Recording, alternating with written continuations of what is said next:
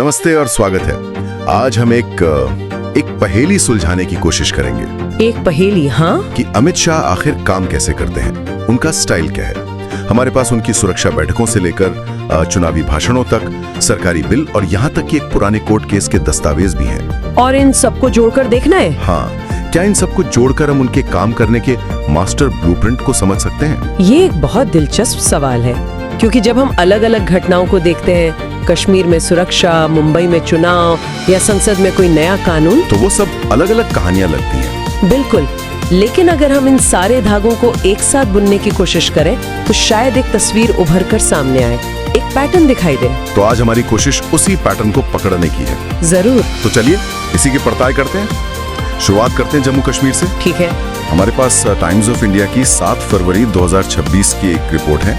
अमित शाह एक high level security meeting ले रहे हैं और वो एक बहुत ही एक अहम बात कह रहे हैं। हाँ, वो कहते हैं कि पिछले 60 सालों में बॉर्डर की चुनौतियां पूरी तरह बदल गई हैं। पूरी तरह बदल गई हैं। और उनका समाधान भी वो पुराने तरीकों से नहीं बल्कि नई टेक्नोलॉजी से चाहते हैं। वो कहते हैं कि हमें एडवांस्ड तकनीकी समाधान अपनाने होंगे। ये सिर्फ एक बयान नहीं है, ये एक मानसिकता को दिखाता है। सही कहा। कि पुरानी समस्याओं को नए और कह सकते हैं सिस्टमैटिक तरीकों से हल करना होगा। और ये सिर्फ बयानबाजी नहीं थी, उन्होंने कठुआ जिले में गुरनाम और गोबियां चौकियों का दौरा भी किया। मतलब जमीनी हकीकत को भी देखा। हाँ, और इसी सोच को लागू करने के लिए उनके पास एक बहुत बड़ा कानूनी हथियार भी था, है ना? जम्मू और कश्मीर पुनर्गठन अधिनियम 2019। बिल्कुल। वो अधिनियम इस पूरी रणनीति की नींव है। उसने किया क्या असल में? उसने राज्य को 2 केंद्र शासित प्रदेशों में बांट दिया, जम्मू और कश्मीर और लद्दाख। लेकिन सबसे बड़ा बदलाव था अनुच्छेद 370 का हटना, जिसने स्पेशल स्टेटस खत्म कर दिया। हाँ, विशेष दर्जा खत्म हो गया और पुलिस और सार्वजनिक व्यवस्था जैसे अहम विषय सीधे केंद्र सरकार के कंट्रोल में आ गए। अच्छा। इसके बिना दिल्ली से इस तरह की एकीकृत सुरक्षा रणनीति लागू करना लगभग नामुमकिन था। मीटिंग में वापस आते हैं। उन्होंने एजेंसियों को साफ निर्देश दिया, आतंकवादी इकोसिस्टम को पूरी तरह खत्म करो, आतंक मुक्त जम्मू कश्मीर का लक्ष्य हासिल करो। लेकिन जो बात मुझे दिलचस्प लगी वो ये थी कि उन्होंने सिर्फ बल प्रयोग की बात नहीं की, उन्होंने 2 और शब्दों पर जोर दिया, डी रेडिकलाइजेशन और यूथ एंगेजमेंट। और ये बहुत जरूरी है।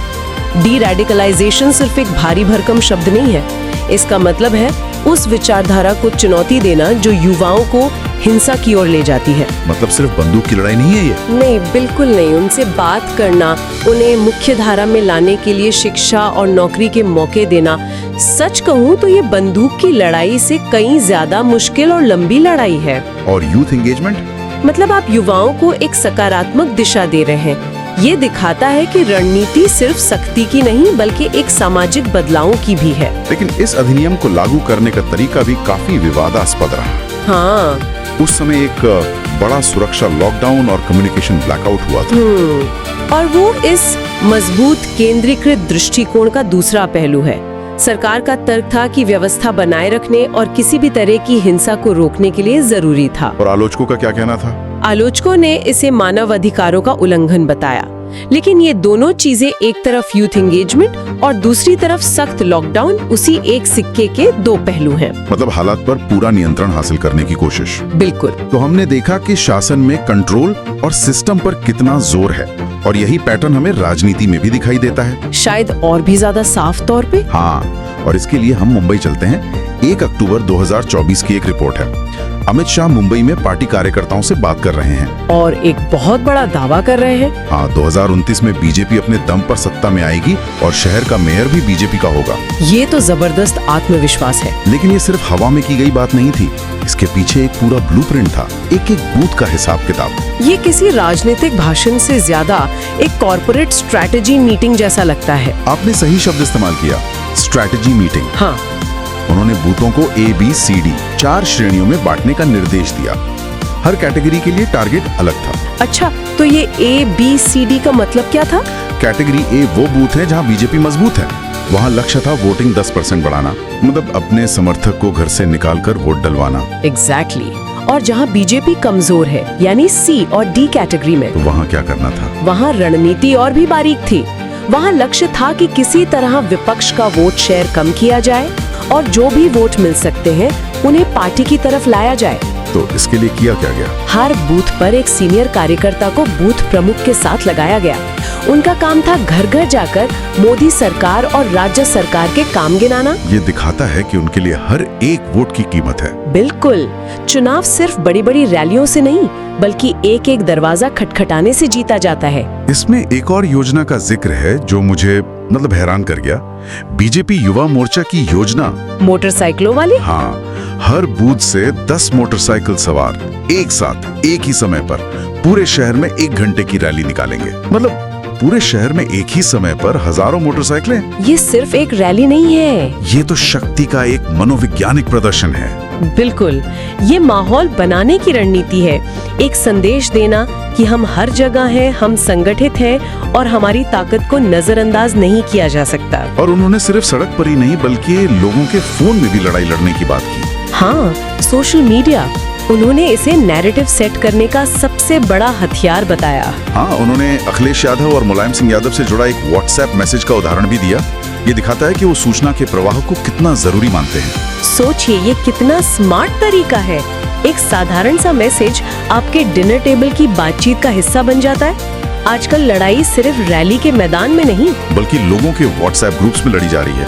और वो इस खेल के माहिर खिलाड़ी हैं। उनके लिए नैरेटिव पर कंट्रोल उतना ही जरूरी है जितना बूथ पर कंट्रोल। तो बूथ पर नियंत्रण, नैरेटिव पर नियंत्रण और अब देश की सीमाओं पर नियंत्रण, यहाँ भी वही पैटर्न दिखता है। हाँ। अब हम राज्य की राजनीति से निकलकर राष्ट्रीय नीति पर आते हैं। 27 मार्च 2025 की एक प्रेस विज्ञप्ति है जिसमें शाह लोकसभा में आप्रवासन और विदेशी विधेयक 2025 पर बोल रहे हैं। और उनका एक वाक्य इस पूरे बिल का सार बता देता है। कौन सा? भारत कोई धर्मशाला नहीं है। ये एक बहुत मजबूत और साफ संदेश है। उनका कहना है कि राष्ट्रीय सुरक्षा सबसे ऊपर है और बाकी सब कुछ उसके बाद आता है। तो ये बिल कर क्या रहा था? इसका उद्देश्य क्या था? ये असल में 4 पुराने अंग्रेजों के जमाने के कानूनों को हटाकर एक नया आधुनिक कानून ला रहा था। शाह ने जो शब्द इस्तेमाल किए वो ध्यान देने लायक हैं। क्या कहा उन्होंने? पारदर्शी, तकनीक संचालित, समयबद्ध और भरोसेमंद। फिर से वही बात, सिस्टम को आधुनिक और कुशल बनाना। इसमें IVFRT यानी immigration, visa and foreigners registration and tracking system का जिक्र है। हर विदेशी पर नजर रखी जाएगी। रिपोर्ट में 360 डिग्री स्क्रीनिंग की बात भी है। ये सुनने में ही काफी सख्त लगता है। इसका मतलब है कि देश में आने वाले हर विदेशी की 24 अलग-अलग मापदंडों पर जांच होगी। ये एक बहुत ही डेटा ड्रिवन और कड़ा सिस्टम बनाने की कोशिश है। और अगर हम इसे उनकी पृष्ठभूमि से जुड़कर देखें तो ये समझ में आता है। गृह मंत्रालय की उनकी जीवनी बताती है कि वो अपने शुरुआती दिनों से ही RSS और ABVP से जुड़े रहे हैं। बिल्कुल, तो राष्ट्रीय पहचान और सुरक्षा को लेकर ये दृढ़ नजरिया उनकी विचारधारा का एक अहम हिस्सा है। और वो इसे सिर्फ सुरक्षा के नजरिए से नहीं देखते हैं ना? नहीं, उन्होंने इसे 2047 तक विकसित भारत बनाने के बड़े लक्ष्य से भी जोड़ा। अच्छा। हाँ, उनका तर्क है कि अगर भारत को दुनिया की तीसरी सबसे बड़ी अर्थव्यवस्था बनना है तो हमारे पास एक मजबूत और रेगुलेटेड इमिग्रेशन सिस्टम होना ही चाहिए। जैसे एक मजबूत घर के लिए मजबूत नींव। सही। इसी संदर्भ में उन्होंने CAA यानी नागरिकता संशोधन अधिनियम का भी जिक्र किया। उन्होंने इसे उत्पीड़ित समुदायों को शरण देने का एक मानवीय कर्तव्य बताया, लेकिन साथ ही ये भी साफ किया कि ये सब एक नियंत्रित व्यवस्था के तहत ही होगा। तो हमने देखा कि कैसे वो शासन और राजनीति में कंट्रोल और सिस्टम पर जोर देते हैं। लेकिन क्या होता है जब कंट्रोल उनके हाथ में ना हो, जब वो खुद कटघरे में हो? ये एक दिलचस्प सवाल है। चलिए 2013 के एक सुप्रीम कोर्ट के फैसले को देखते हैं। ये मामला थोड़ा अलग है। ये एक बहुत ही हाई प्रोफाइल कानूनी लड़ाई थी। मामला तुलसीराम प्रजापति की हत्या से जुड़ा था। CBI ने इस मामले में अमित शाह के खिलाफ एक दूसरी FIR दर्ज की थी। एक मिनट, दूसरी FIR? जबकि इससे जुड़े सोहराबुद्दीन और कौसरबा हत्या मामले में पहले से ही एक FIR थी। हाँ। लेकिन CBI जैसी देश की सबसे बड़ी जांच एजेंसी से इतनी बुनियादी गलती कैसे हो सकती है कि वो एक ही मामले में 2 FIR दर्ज कर दे? यही इस केस का सबसे अहम सवाल था। अमित शाह की टीम की दलील यही थी कि ये दूसरे एफआईआर गैर कानूनी हैं। किस आधार पर? उनका कहना था कि तुलसीराम प्रजापति की हत्या कोई अलग घटना नहीं थी, बल्कि वो उसी बड़ी साजिश का हिस्सा थी जिसकी जांच पहली एफआईआर के तहत हो रही थी। इसलिए एक ही साजिश के लिए दो अलग अलग केस नहीं चलाए जा सकते। और सुप्रीम कोर्ट ने इस पर क्या कहा? सुप्रीम कोर्ट उनकी दलील से पूरी तरह सहमत हुआ और सबसे दिलचस्प बात यह है कि कोर्ट ने अपने फैसले का आधार सीबीआई के ही पुराने बयानों और हलफनामों को बनाया। मतलब? सीबीआई ने पहले की सुनवाई में खुद ये माना था कि प्रजापति को इसलिए मारा गया क्योंकि वो सोहराबुद्दीन केस का एक अहम गवाह था। अरे वाह, मतलब सीबीआई के ही तर्क ने उनके खिलाफ काम किया। ये तो कमाल की कानूनी रणनीति है। बिल्कुल, इसने साबित कर दिया कि ये सब एक ही जुड़ी हुई साजिश थी। इसलिए सुप्रीम कोर्ट ने दूसरी एफआईआर को रद्द कर दिया।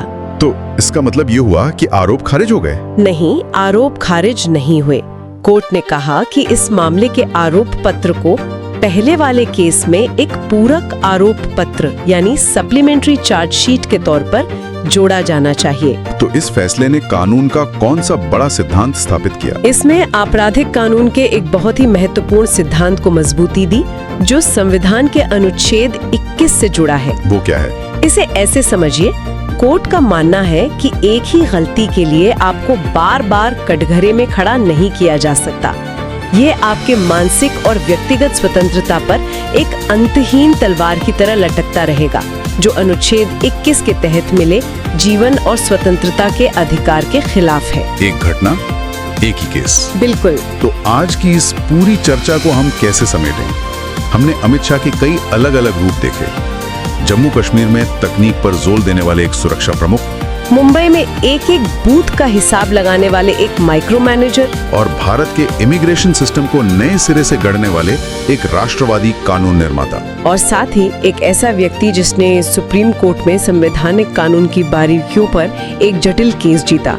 इन सभी भूमिकाओं में एक धागा है जो सबको जोड़ता है। और वो क्या? एक मजबूत, केंद्रीकृत और व्यवस्थित दृष्टिकोण में गहरा विश्वास। एक ही दिमाग जो मुंबई में एक एक बूथ का हिसाब लगा रहा है, वही दिमाग सुप्रीम कोर्ट में संवैधानिक कानून की बारीकियां सुलझा रहा है। मतलब उनके लिए हर समस्या, चाहे वो राजनीतिक हो, प्रशासनिक हो या कानूनी, एक सिस्टम और कंट्रोल का मसला है जिसे जीता जा सकता है। ये एक बहुत बड़ा और गहरा निष्कर्ष है।